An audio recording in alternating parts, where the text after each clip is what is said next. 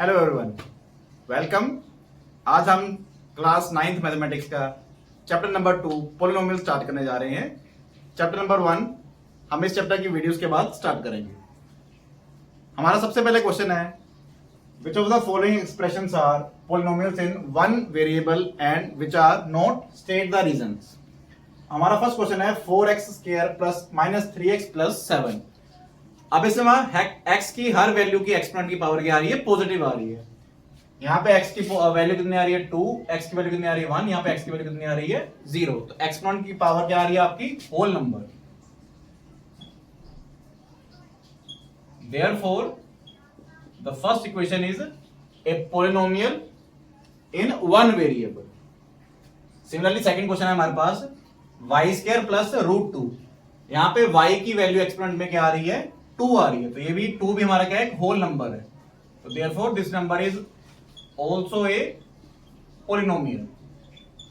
तो y² plus √2 is a polynomial. Third हमारे पास आ रहा है 3√t प्लस t√2। अब √2 को हम कैसे लिख सकते हैं? t की पावर 1/2।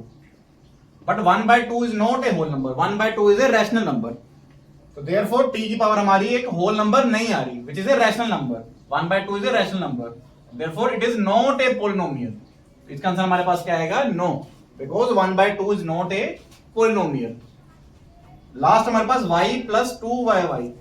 y की पावर तो 1 आ रही है, बट 2y की एक्सपोनेंट की पावर कितनी आ रही है हमारे पास?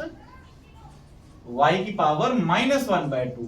So -1/2 is not a whole number. Therefore, fourth option is also not a polynomial. अब लास्ट है हमारे पास x की पावर 10, y की पावर 3, t की पावर 50। तीनों होल नंबर आ रहे हैं, मगर हमारे क्वेश्चन में क्या लिखा है? In one variable. तो ये भी हमारा आंसर क्या आएगा? No, because it has 3 different variables. तो फर्स्ट क्वेश्चन आप नोट डाउन कर लो।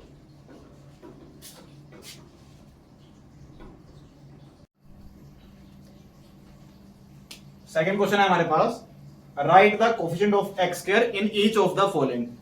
हर टर्म के पास क्या होता है? कोफिशिएंट होता है, बट इस क्वेश्चन में हमें सिर्फ बोला है कोफिशिएंट ऑफ x²। तो जो भी नंबर x² के साथ आ रहा है वो हमारा क्या हो जाएगा? कोफिशिएंट हो जाएगा।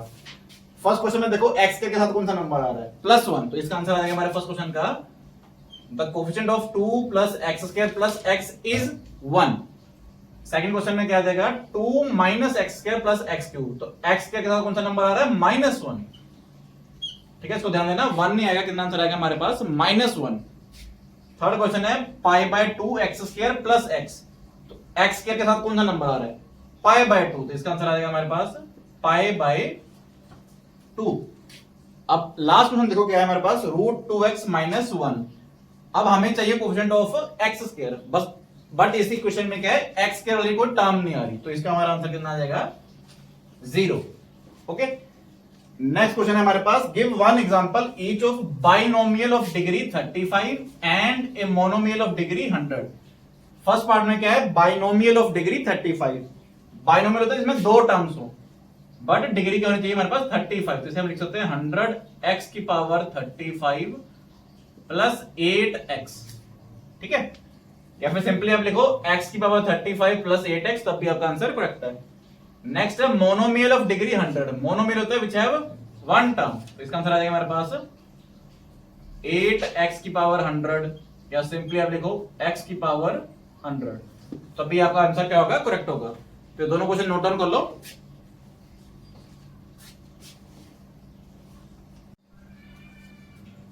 फोर्थ क्वेश्चन है, write the degree of each of the following polynomial.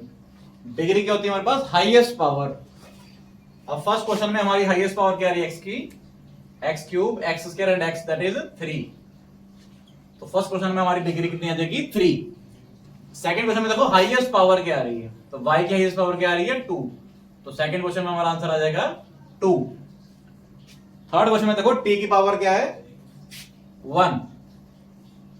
जिसके बेटा कुछ ऊपर नहीं लिखा था उसके ऊपर क्या होता है? 1 होता है। तो थर्ड की हमारी डिग्री कितनी आ जाएगी? 1। और लास्ट हमारे पास क्या है? कांस्टेंट पोलिनोमियल है। 3 को हम ऐसे भी लिख सकते हैं 3x की पावर 0, या फिर कोई भी कांस्टेंट नंबर हो अदर देन 0, तो उसकी डिग्री हमारी कितनी आती है? हमेशा 0। इस क्वेश्चन की डिग्री कितनी आ जाएगी? लास्ट क्वेश्चन में हमारे पास डिग्री 0। नेक्स्ट है classify the following as linear, quadratic and cubic. Linear polynomial वो होते हैं जिसकी डिग्री हमारे पास हो 1, क्वाड्रेटिक हमारे पास वो होते हैं जिसकी डिग्री क्या हो 2, क्यूबिक होते हैं जिसकी हमारे पास डिग्री क्या हो 3। इसी तरह अगर 4 डिग्री हो तो उसे बोलते हैं बाई क्वाड्रेटिक।